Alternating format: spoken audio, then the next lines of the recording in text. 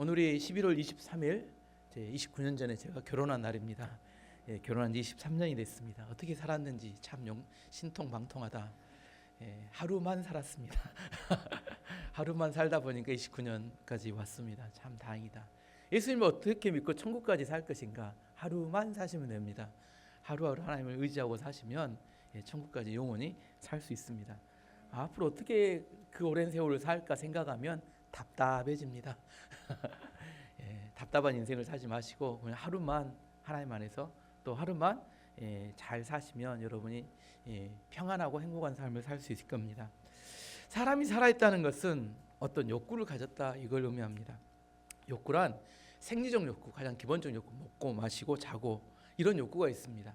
안전을 향한 욕구, 좋은 건강을 갖고 그다음에 좋은 집에 살고자 하는 욕구, 소속의 욕구, 내가 가정과 그다음에 친구들을 만나며 그 안에 소속되어 살아가기를 원하는 욕구, 존중의 욕구, 인기를 얻고 싶고 성취하고 싶은 욕구, 그다음에 자아실현의 욕구, 의미 있는 삶을 살고 싶은 욕구, 뭐 적을 필요는 없습니다. 인간은 기본적으로 욕구를 가진 존재다. 이걸 뭐라고 하냐면 살아있다고 말합니다. 근데 이 욕구가 막 마음대로 표출되면 사람이 이상해집니다. 잘 관리를 해야 돼요. 아무 때나 먹고 아무 때나 자고 아무 때나 이렇게 뭐 마음대로 행동하면 저 사람은 불편해집니다. 관계가 깨어집니다. 특별히 자취생활을 오래 한 사람들은 좋은 관계를 유지하기가 어려워요. 먹을 때 쩝쩝쩝 소리를 내서 먹습니다. 누구는 몰라요? 본인은 몰라. 혼자 먹었기 때문에 누가 이렇게 타치를 하지 않는데 다른 사람이 볼 때 보면 불편합니다. 혼자 살기 때문에 다른 사람 눈치 보지 않고 살았는데 나중에 보면 공동생활할 때 A와 규범이 벗어납니다. 일반적으로 우리는 어떤 사람이 착하다 이렇게 이야기할 때 착하다는 것은 사회적 규범이나 제약을 잘 지키는 사람이라는 것을 말합니다. 착한 사람은 질서를 잘 지키고 그리고 대인관계가 원만합니다. 미국에서 태어나서 한국말과 영어를 이렇게 혼용해 쓰는 어떤 어린아이가 이런 이야기를 했습니다. I hate 착함. 해석하면 이런, 나는 착함이 싫어요. 착함 싫어요. 왜 착함이 싫다고 할까요? 왜 착하는 게 싫을까요? 엄마가 말할 때 우리 애기 착하지. 그 다음에 심부름이 나옵니다. 야 어디 가서 뭐 좀 갖고 와라. 귀찮고 하기 싫은 일을 시킬 때 뭐라고 해요? 우리 애기 착하지. 이게 아이가 생각했어요. 착하다는 것은 귀찮고 힘든 일이구나. 내 인생에 별 도움이 안 되겠다. 그래서 아이가 뭐라고 해요? I hate 착함 이렇게 이야기합니다. 교회 다니면서 교회 설교를 듣다 보면 죄에 대한 이야기를 듣게 돼요. 그러면 죄에 대해서 깨닫게 되면 사람들은 뭐라고 결정하냐면 두 가지가 있어요.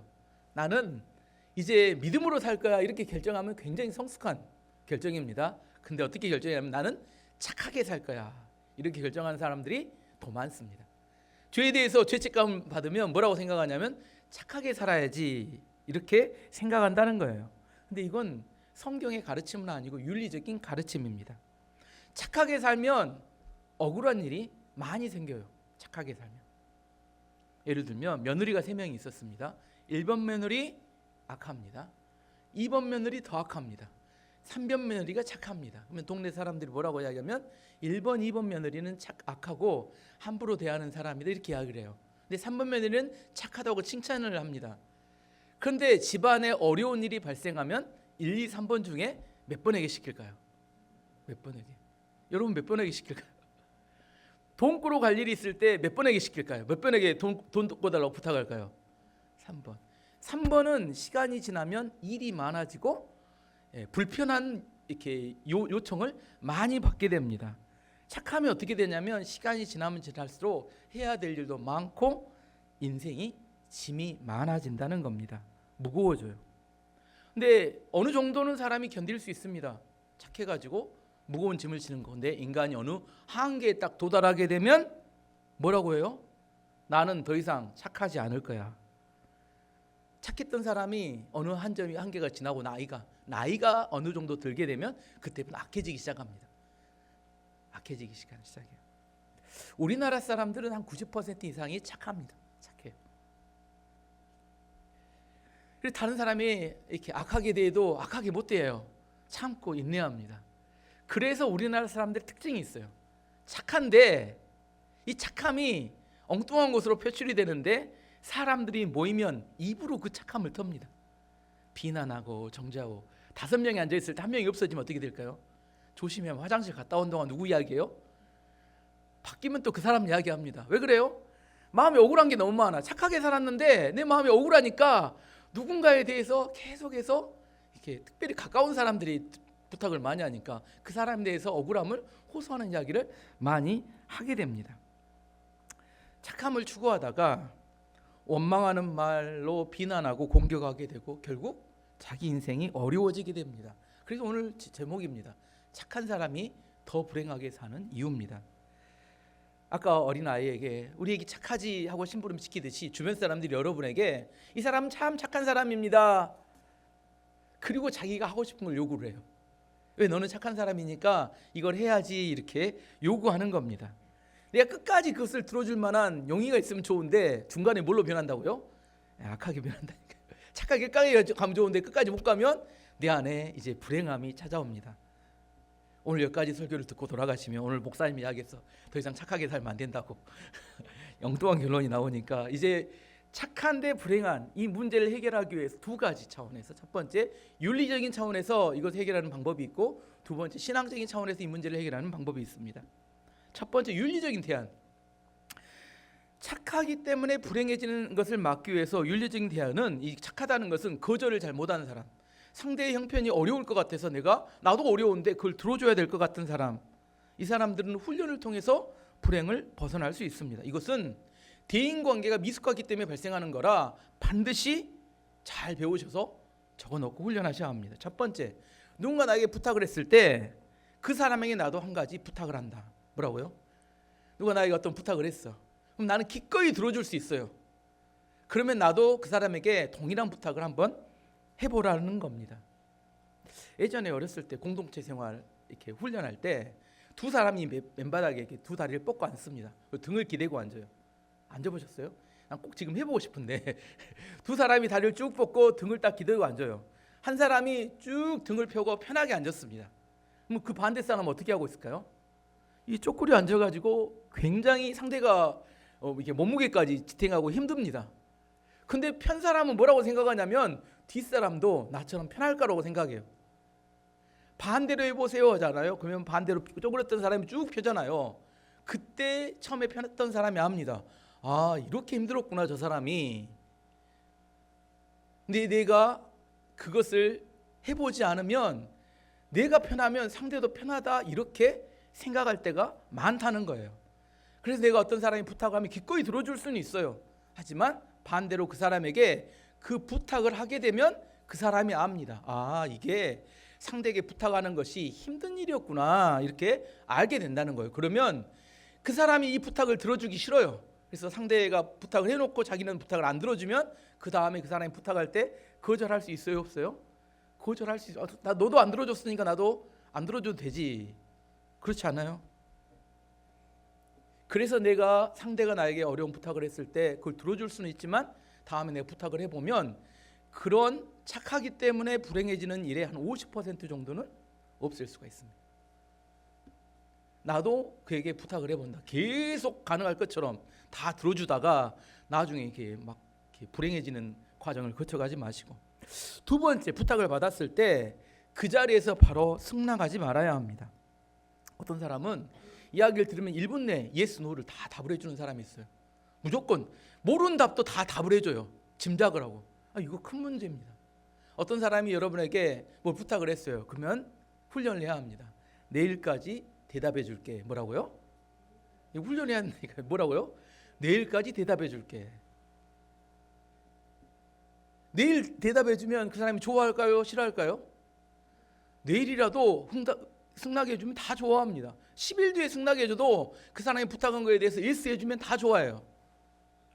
승낙을 안 해줄 때는 상황이 달라지겠지만 좀 시간을 두고 승낙하는 거 필요합니다. 왜냐하면 1분 내에 결정하면 돌아가면서 후회합니다. 그때 안 했어야 되는데 내가 괜히 했나 이런 생각을 하게 되기 때문입니다. 기다리는 시간은 우리를 풍성하게 만드는 시간입니다. 내가 어떤 사람이 부탁하고 그 사람이 들어줄지 안 들어줄지 아직 결정이 안 났을 때 그 시간이 우리의 인생을 풍성하게 만들어요. 여러분이 하나님께 기도할 때 하나님이 1분 내에 대답을 해주시던가요? 아니면 오래 기다리게 하시던가요? 대부분 오래 기다리게 하신 경우가 많아요. 오래 기다리게 하셨기 때문에 안 좋았냐? 제분은 오래 기다리게 하신 것이 내 삶을 풍성하게 만들고 내 삶에 훨씬 더 내가 하나님께 더 가까이 가는데 도움이 되었던 적이 많았던 것 같습니다. 지혜가 없거나 공명심이 가득하면 1분 안에 대답을 하게 됩니다. 그러면 그 대답으로 그 인생이 어려워져요. 저는 항상 이야기하죠. 어떤 중요한 결정을 하기 전에 내일 새벽기도 해보고 결정하겠습니다. 이게 지혜로운 대답이라는 겁니다.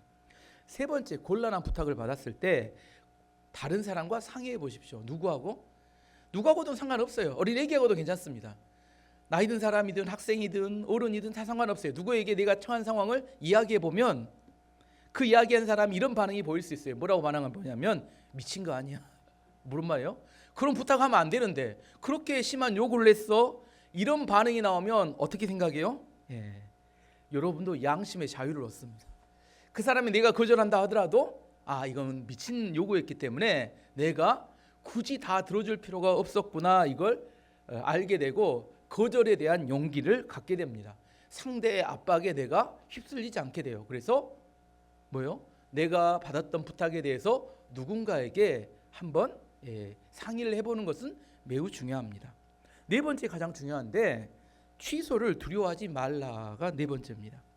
잠언을 보면 보증을 서준 사람 이야기가 나옵니다. 잠언 6장 1절에서 5절까지 말씀 보시면 내 아들아 내가 만일 이웃을 위하여 담보하여 타인을 위하여 보증하였으면 내 입의 말로 내가 얽혔으며 내 입의 말로 인하여 잡히게 되었느니라. 내 아들아 내가 내 이웃의 손에 빠졌은즉 이같이 하라. 너는 곧 가서 겸손히 내 이웃에게 간구하여 스스로 구원하되 내 눈을 잠들게 하지 말며 잠자지 말라는 겁니다. 눈꺼풀을 감기게 하지 말고 그날의 하루를 넘기지 말라는 이야기입니다. 노루가 사냥꾼의 손에서 벗어나는 것 같이 새가 그물 치는 자의 손에서 벗어나는 것 같이 스스로 구원하라.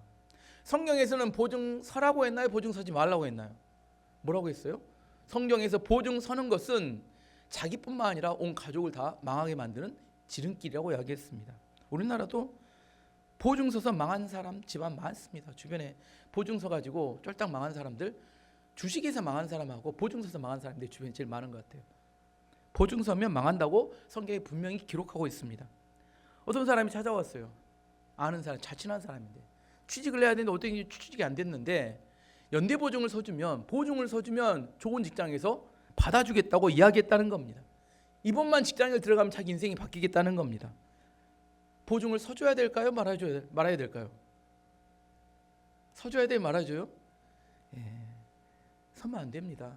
차라리 돈을 100만 원, 500만 원을 줄지언정 보증을 서주면 그 모든 그 다음 책임은 같이 져야 됩니다. 그 사람이 회사에서 사고 쳐가지고 1억, 10억씩 혹시나 문제가 만들어내면 그것을 연대보증한 사람이 같이 해결을 해야 하는 책임이 있습니다. 어떤 사람이 사업을 하는데 좋은 계약을 해야 되는데 단기적으로 자금이 부족합니다. 자칫하면 자금이 부족해서 이 계약이 무산될 수 있습니다.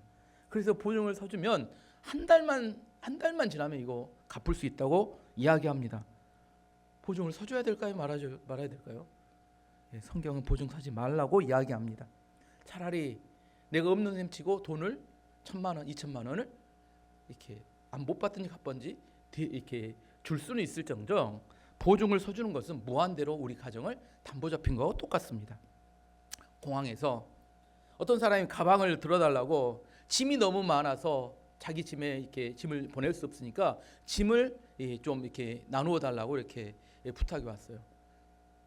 그 사람이 지금 이렇게 짐을 떠날 수 없답니다. 가방이 실을 수가 없답니다. 그 짐을 들어줘야 됩니까? 이렇게 같이 내 가방에 실어줘야 돼? 말아야 돼요? 실어주면 큰일 납니다. 영화 Way Back Home이라는 2013년에 만들어진 영화에 그 영화 내용은 이렇습니다. 어떤 한국인 여자가 프랑스 공항에서 부탁하는 사람의 짐을 캐리어 하나를 들어줬습니다. 근데 경찰이 붙잡혔어요. 그 캐리어 안에는 코카인 17kg이 들어있었고 바로 감옥에 가서 10여 년 동안 어떤 재판하는 과정의 영화입니다. 근데 이것은 실화였어요. 2004년 10월 30일 날 장미정 씨가 가이아나에서 네덜란드를 경유해서 한국으로 오는 비행기를 타려고 네덜란드 공항에서 타려고 했는데 누군가에게 짐 부탁을 받았어요. 이것만 들어주면 자기가 이렇게 갈 수 있는데 근데 그 안에 마약이 들었었습니다. 실제로 그 여자분은 한국 돌아오는데 2년이 걸렸습니다. 네덜란드 법정에서 감옥에 투옥되어서 2년 동안 그 재판을 받아야 했었습니다. 그 짐에 뭐가 들어있는지 잘 모르는데 그 사람이 하도 딱하니까 착한 거죠. 다른 사람도 안 들어주는 착한 거예요. 착했는데 그걸 들어줬는데 불행해져 버렸습니다. 보증에서 벗어나는 것은 새가 사냥꾼의 올무에서 벗어나는 것 같다고 오늘 성경은 이야기합니다. 보증은 절대로 들어주어서는 안 됩니다. 혼자 망하면 괜찮은데 온 가족이 함께 망하기 때문입니다. 나 혼자 망하면 가족 중에 살아있는 사람이 살려주면 대안이 될 수 있지만 다 망해버리면 그건 빠져나올 길이 없습니다. 지금 제가 이야기한 그 네 가지는 뭐라고요? 윤리적인 대안입니다. 누군가 부탁을 했을 때 부탁 때문에 내 착함 때문에 내가 불행해질 수 있는 것을 막을 수 있는 세상의 처세술입니다. 마음이 약한 분들은 네 가지를 적어놓고라도 매일처럼 내가 어떻게 그런 부탁에서 벗어날 수 있을지, 착해지지 말라는 이야기가 아니라 내가 지혜롭게 대처하는 방법으로 불행해지는 것을 막는 법에 대한 이야기를 하고 있는 겁니다. 이제 두 번째, 신앙적인 방법에 대한 이야기를 해보도록 하겠습니다. 성경에서 우리에게 어떻게 하라고 이야기하느냐? 성경, 기독교는 도덕을 추구하는 종교가 아닙니다. 기독교는 예수님을 추구합니다. 예수님이 원하시는 것은 우리가 선해지는 것으로 노력하는 게 아니라 예수님과 함께 죽고 십자가에서 죽고 예수님과 함께 살아나는 것을 의미합니다. 오늘 본문 20절 말씀 보시면 내가 그리스도와 함께 십자가에 못 박혔나니 그런즉 이제는 내가 사는 것이 아니요 오직 내 안에 그리스도께서 사시는 것이라. 이제 내가 육체 가운데 사는 것은 나를 사랑하사 나를 위하여 자기 자신을 버리신 하나님의 아들을 믿는 믿음 안에서 사는 것이라. 내가 착해지려고 노력하는 게 아니라 착하지 않는 나는 죽고 선하신 예수님이 내 안에 주인이 되시고 나는 그 주인 되신 예수님을 따라 믿음으로 살아가는 것을 그리스도인의 삶이라고 말합니다. 기독교의 신앙은 주인이 바뀌는 걸 말합니다. 내가 주인이었던 삶에서 예수님이 주인인 삶으로 바뀌는 것을 말합니다. 교회의 목적은 착해지려고 착한 사람이 되도록 만드는 게 아닙니다. 작은 예수가 되도록 만드는 겁니다. 제가 목회를 할 때 성도들을 삶을 바꿔보려고 노력했습니다. 지각하는 거 고치는데 한 3년 걸리고 새벽기도 나오게 하는데 한 5년 걸리고 이것 고치고 저것 고치고. 그래서 생각했어요. 성도를 착하게 만드는 한 1000년 걸리겠다. 이거 안 되겠다. 1000년 걸려야 착해지고 선해질 수도 있겠다. 이건 도저히 불가능하구나. 기독교는 사람을 개선하는 게 아니라 옛사람을 죽이고 새 사람으로 거듭나게 하는 것을 말합니다. 로마서 6장 6절 말씀 보시면 우리가 알거니와 우리 옛사람이 예수와 함께 십자가에 못 박힌 것은 죄의 몸이 죽어 다시는 우리가 죄에게 종노릇하지 아니하려 함이니. 에베소 4장 22절에서 24절 말씀도 이렇게 말합니다. 너희는 유혹의 욕심을 따라 썩어져가는 구습을 따르는 옛사람을 벗어버리고 오직 너희의 심령이 새롭게 되어 하나님을 따라 의와 진리의 거룩함으로 지으심을 받은 새 사람을 입으라. 내가 죽고 예수로 살아가는 삶을 말합니다. 이제 아까 부탁에 대한 이야기로 다시 돌아가서 누군가 나에게 부탁을 해왔어요. 윤리적인 측면에서 아까 네 가지를 이야기했지만 신앙적인 측면에서는 누군가 나에게 부탁을 해올 때 어떻게 할 것인가. 중요한 것이 누구예요? 지금 내 삶의 주인이 남입니까 예수님입니까? 나의 예수님이에요? 예수님이면 누가 결정하면 될까요? 예수님이 결정하시면 됩니다. 예수님, 제가 그 사람을 도와줄까요? 말까요? 이게 믿는 성도들의 질문입니다. 예수님이 도와주라 하면 도와주는 거고 도와주지 말라 하면 도와주지 않는 겁니다. 근데 우리는 뭐라고 생각해요? 내가 주인일 때 이게 도와주는 게 착한가 안 도와주는 게 착한가? 착함이 기준일 때 우리 헷갈립니다. 착함이 기준이 아니라 하나님의 뜻을 따라 살 것인가 내 뜻을 따라 살 것인가 이것이 기준일 때 우리 헷갈리지 않아요. 예수님 이걸 도와줄까요 말까요? 이걸 질문하면 이게 신앙적인 질문입니다. 이게 윤리적인 질문이 아니라 신앙적인 질문으로 내가 그 사람을 도와줄까요 말까요 해서 하나님의 뜻이면 도와주고 하나님의 뜻이 아니면 안 도와주는 걸 말합니다. 다윗이 그일라 백성들을 도와주러 갔습니다. 블레셋 사람들이 그일라 백성을 치러 오니까 하나님이 가서 도와주러 하겠어요. 그일라 백성을 도와주고 났더니 사울 왕이 다윗의 위치를 알아버렸습니다. 어디 있는지. 사울 왕이 다윗의 위치를 알아버렸어요. 그일라에 있구나. 근데 하나님께 다윗이 가서 물어봅니다. 하나님, 사울 왕이 와서 이 그일라에 있는 나를 칠까요? 했더니 하나님 뭐라고 하냐면 칠 것이다. 그러면 그일라 백성들은 내가 도와줬는데 그 사람이 나를 배신하고 사울 왕의 편에 설까요? 나를 도와줄까요? 물어봤어요. 그랬더니 하나님께서 말씀하신 것이 그들이 배신하고 사울 왕을 도와줄 거다 이렇게 말씀하셨어요. 그 이야기를 듣고 다윗은 도망갑니다. 윤리적인 측면에서 쳐다보면 이렇습니다. 사울 왕이 그일라 백성을 도와줬는데 다윗을 치는 것이, 공격하는 것이 맞아요, 틀려요? 나쁜 놈이죠. 사울 왕은 자기 일을 대신해 줬는데, 그일라 백성들은 자기들의 생명을 구해줬는데 배신하는 것이 맞아요, 틀려요? 윤리적으로 안 되죠. 원래 그렇게 하면 안 됩니다. 그런데 하나님께 묻지 않고 다윗이 그일라에서 이렇게 배신을 당해서 이렇게 감옥에 갇히게 됐을 때, 감옥에 갇힌 다음에 다윗이 뭐라고 원망했을까요? 다 사울 왕 그 사람은 내가 이렇게 자기를 도와서 이렇게 그일라 백성을 도와줬는데 세상에 나를 감옥에 가두고, 그일라 백성 내 생명을 다해 도와줬는데 세상에 배신해서 나를 이렇게 가두고, 하나님 이런 상황을 다 알고 있음에도 불구하고 나를 돕지 않고 감옥에 갇혀 있는 대로 그대로 놔두고, 사람 원망하고 하나님 원망하고. 왜 이렇게 돼버렸어요? 자기 생각대로 했기 때문에, 하나님께 묻지 않고, 주인이 아직 바뀌지 않았기 때문에. 이게 다윗은 신앙적인 차원에서 하나님께 물어보고 이 문제를 해결했습니다. 다윗이 하나님께 물어봄을 통하여 자기가 원하는 삶을 산 게 아니라 하나님의 뜻에 순종함으로 그는 승리했습니다. 착하냐 착하지 않냐 이 질문에 반응하게 되면 윤리적인 질문이 되고, 하나님의 뜻이 무엇이냐 아니냐를 물어보게 되면 우리가 신앙적인 삶을 살게 됩니다. 기독교의 믿음이란 주인이 바뀌는 것을 의미한다고 계속 말씀드렸습니다. 미국의 제1차 대각성 운동의 주역이었던 조나단 에드워드라는 목사님이 계세요. 조나단 에드워드.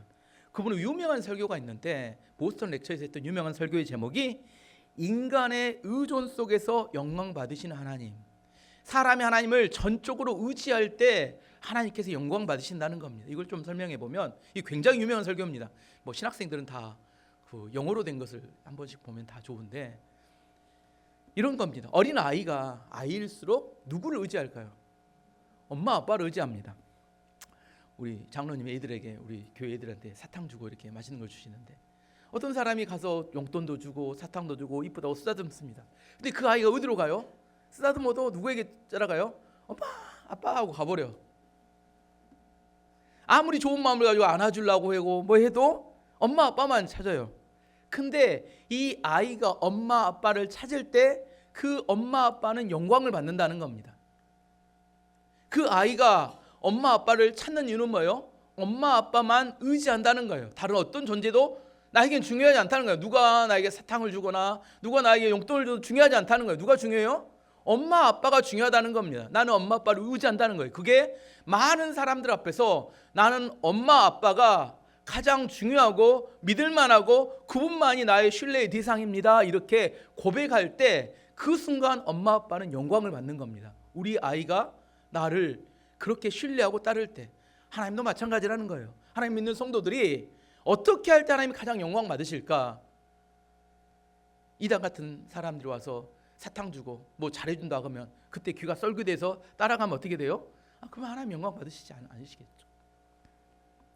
하나님과의 관계, 전적으로 하나님을 의지하고 하나님 뜻을 묻고 하나님의 순종에 나갈 때 우리는 하나님께서 영광 받으시고, 그때 하나님께서 우리를 축복하시고, 그때 하나님께서 우리 가운데 다른 수준의 삶을 살도록 만들어간다는 겁니다.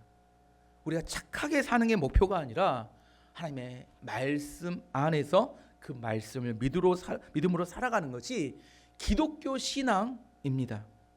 우리는 행위로 평가를 받지 않습니다. 우리는 우리의 신분으로 평가를 받습니다. 종은 항상 주인의 눈치를 보며 살지만 아들은 아버지와의 관계 안에 살아가게 됩니다.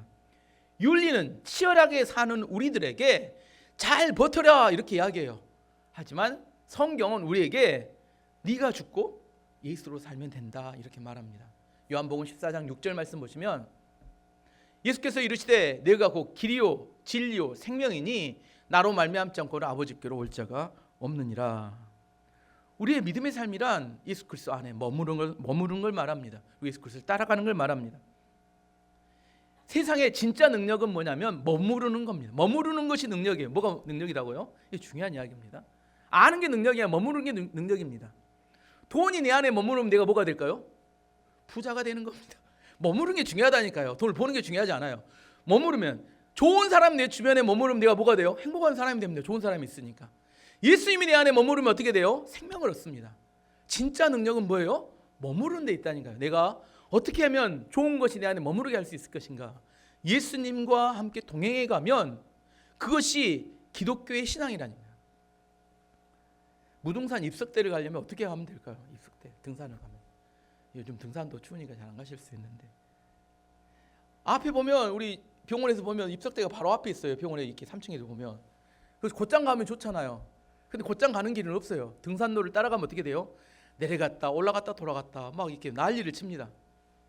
근데 그 등산로 따라가면 어디 가요? 입석대 갑니다. 분명히 가요. 마찬가지입니다. 예수님 따라가면 어디 갈까요? 예수님 따라가면 어디 갈까요? 천국 갑니다. 하나님 계신. 그게 길입니다. 내 방법이 아닌, 세상의 방법이 아닌 예수님이 우리의 길이 되시고 진리가 되시고 생명이 되시는 것이 기독교의 신앙이고, 이게 갈라디아에서 말하는 진짜 복음이고 우리의 구원입니다. 날씨가 추워졌습니다. 마음이 서늘할 수 있지만 예수님을 따라가고 예수님과 동행함으로 여러분과 함께 구원이 임하고, 착하기 때문에 1년 사는 동안 감사를 해야 되는데 억울한 일이 너무 많아. 정말 마음에 속상하고 어려운 일이 많아. 그거 다 털어버리시고 예수님과 함께 동행하시며 승리하는 하루 한 주 되시기를 축원합니다. 시간 같이 함께 기도하도록 하겠습니다.